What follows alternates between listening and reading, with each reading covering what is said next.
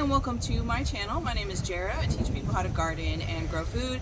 Today I thought I'd bring you guys along as I harvest quite a few different heirloom tomatoes, and I'm going to slice right into them and give them a taste test so I can teach you guys about the different varieties that I grow. I'm going to take you guys through one side of my little tiny garden here. I grow quite a few tomatoes in a very small space, so it's very crammed back there, but I love it. It's like a jungle of food. This season I decided to try something new, and it was a different way of trellising my heirloom tomatoes. I have started using this hook and spool system, which I absolutely love. It means that I can conserve the length of these vines. I don't have to prune them down or cut them down, because if they reach the top here, you do have to snip them. I can continue to grow these vines horizontally, release more of this spool and wrap it up as the vines grow throughout the season, and then I wrap it horizontally around the entire system. I'm going to be using this system going on out for sure. So I have 4 different rows here. I have tons of things to harvest, but anyways, let's get started. All right, so first up we have an heirloom variety called Lenny Gracies of Kentucky. It's a beefsteak variety. I have to say one thing, I'm getting towards the end of my season, so my plants are pretty beat up. They've been growing since September, since fall, and they're getting a lot of diseases right now. We just got days and days of rain in a row, so the diseases are getting a little out of control, but that is normal for Florida gardening. I'm in Florida. They're gonna get all of the diseases, so my plants don't look too happy right now, but that's fine. They're still producing for me anyways. So Lenny Gracies is a yellow colored beefsteak tomato. Here's a good example of this tomato. Also, since we've been getting a lot of rain in a row, a lot of my tomatoes are cracking, which is why I'm trying to hurry up and harvest everything. We're expecting more rain. So what happens is the tomatoes start absorbing all of that extra rain and water, but their skin can't keep up with growing to accommodate all of that extra water, so they start splitting, but still completely edible. All right, let's slice into it, and then I'll give you some commentary on the flavor profile of this beautiful tomato. Right off the bat, you can see it's super meaty, and it does have a faint little marbling, like a little bit of pink in there. It makes it look really pretty. Similar to Virginia Sweets, which is another one right over there that I'm gonna harvest, but that one has even more marbling inside. I'll show you guys that one when we get to it. Let's taste it. This tomato is so sweet. You'll never find sweet tomatoes like this in the grocery store, by far. Super delicious, juicy, sweet, and fruity. And by the way, if you want to grow any of these same tomatoes that I'm showing you, I do sell seeds on my website.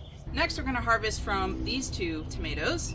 This one is called Amethyst Cream, and I'm having a really bad mealybug problem with this one.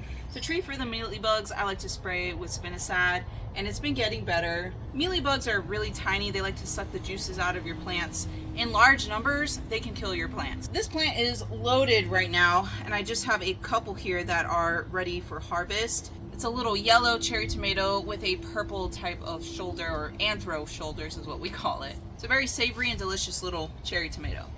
This one right here is called Tex Wine. It's another beefsteak variety. It's one of my favorites for sure.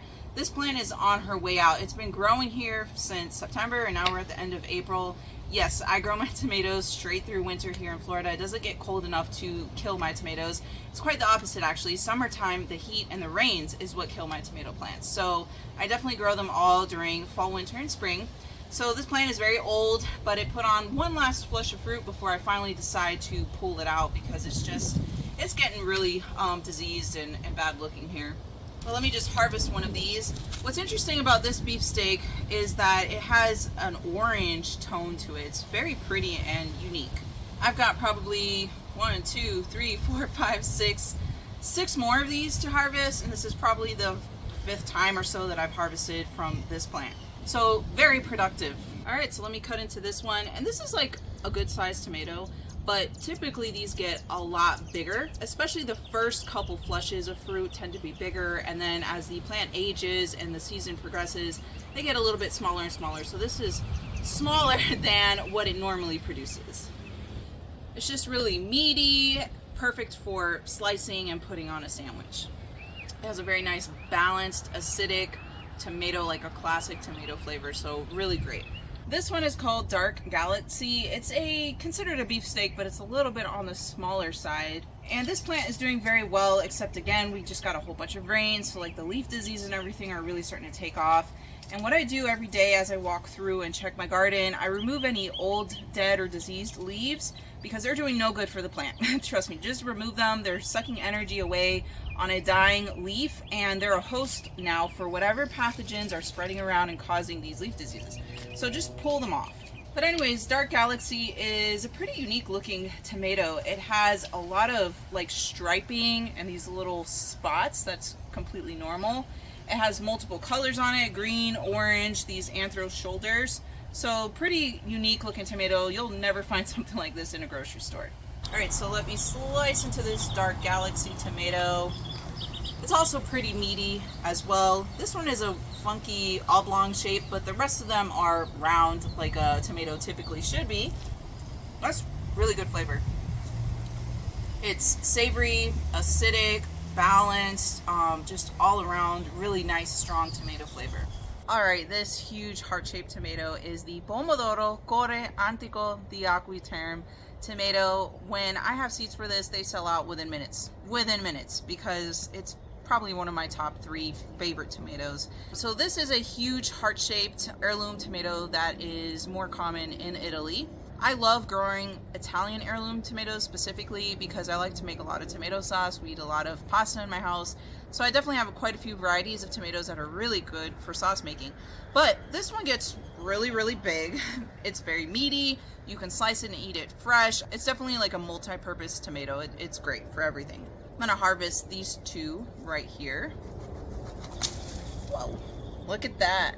If you want to make sure you get notified when these go back in stock, make sure you join my email newsletter. There's a link in the description below because I tell everyone on my newsletter first that these are back in stock. What makes for a good sauce tomato is that the flesh is drier and it doesn't have too many seeds because you don't want all that extra water making your sauce watery. But this one has also been good for fresh eating. It's just really juicy all around. And this is what I mean right here. Look at that. You barely see any seeds, which is why this sells out so much because I can only get a couple seeds at a time from each tomato. But this is great. This is what you want if you're looking for a great sauce tomato. It has great flavor. It's juicy even for fresh eating. It has a little bit of sweetness into it, which makes for a really good sauce. If you're looking for a great sauce tomato, try this one for sure. This tomato right here is Virginia Sweets. It's one of my favorite, especially if you're looking for a sweet tomato. Now this plant also looks rough because it has been growing here since last fall, since September, and it's survived through 2 hurricanes, which says a lot because almost all of the tomato plants here died except for a couple of them. Last season was really tough for me here in Orlando, Florida. This one has quite a few here that are ready for harvest. It's a beautiful bi-colored tomato, and I'll show you what I mean when I slice into it. So this has a nice golden yellow color, and then it has these reddish streaks in the middle. The red streaks intensify as the fruit matures, or if it's even hotter outside, it gets even more intense.